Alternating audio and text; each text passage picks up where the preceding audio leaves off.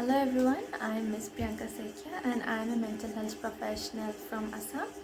And in today's video, we are going to discuss about sleep hygiene techniques. So let's start the video now. The first point which I want to discuss is that we should try to get to our bed at a very regular time. For example, if we are going to our bed at 10 p.m., then we should maintain it regularly. Otherwise, if we are not going to maintain it, then our sleep cycle will get disturbed. If due to some problem we are unable to maintain the regular bedtime, then we can adjust it around that time, like as for example I have taken 10 o'clock sleep time, then we can go to the bed at 9:30, sometimes 10:30 or 11 also, but it should be around that time. Second point which I want to discuss is to avoid caffeinated drinks. Caffeinated drinks can be cold drink, coffee, tea or chocolate. We always should avoid caffeinated drinks before going to sleep. We can use it before going to bed, like 4 or 5 hours before going to bed. At that time we can use, but try not to take after that. Like caffeinated drinks, we also should avoid to take alcohol before going to bed, because in our society there is a wrong notion that if we take alcohol then it will help in to get a proper sleep, but that is absolutely a unhealthy coping skill. So we should avoid it. We should try to adapt to some healthy coping ways and some natural ways for to get sleep. My next point is that always use your bed for sleep and not for other purpose. Okay, because many people we can see like they use their bed for eating, for drinking, for studying and blah blah blah, for some other purposes, but we should not do that, because in this process what happens is that our bed lost a connection with us, that okay, our bed is only for sleep, so the connection should be there with our bed. So we should use our bed only for sleep.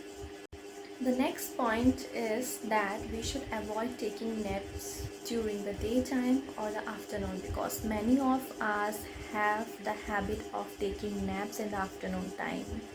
If at all you can't stay without taking a nap during the daytime, make sure that it is less than an hour.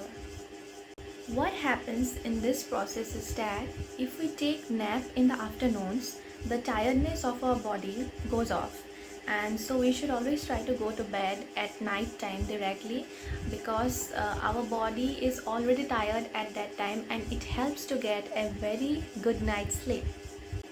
The next point is to maintain some sleep rituals before going to bed, because many of us has some habit of doing some stretches or some breathing exercises at least for 15 minutes before going to bed, and study shows that it is very useful.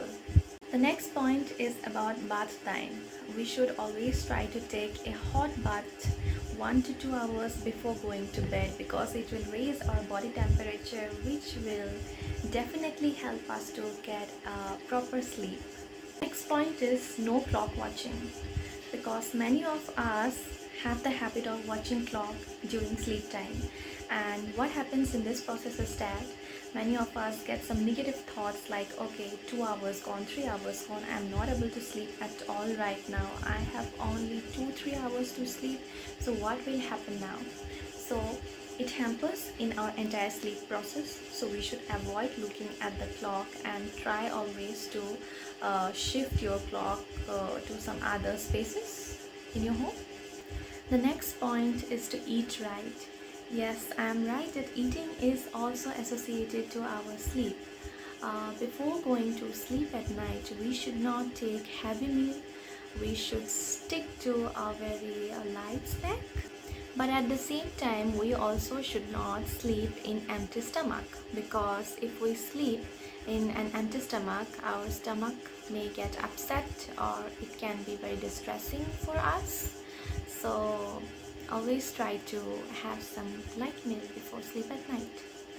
The next point is about a right space. Our bedroom should always be in a right space.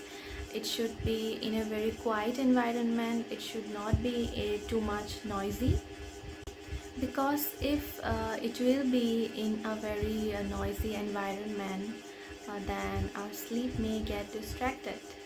And also we should try to change our bed sheet and pillow cover after every 2 to 3 days. My last point is avoid watching TV before sleep, and also avoid watching at your cell phones before sleep. Always try to keep your cell phones away from your bed. Like if there is a table nearby your bed, you can keep it there. So I'm ending my today's video here.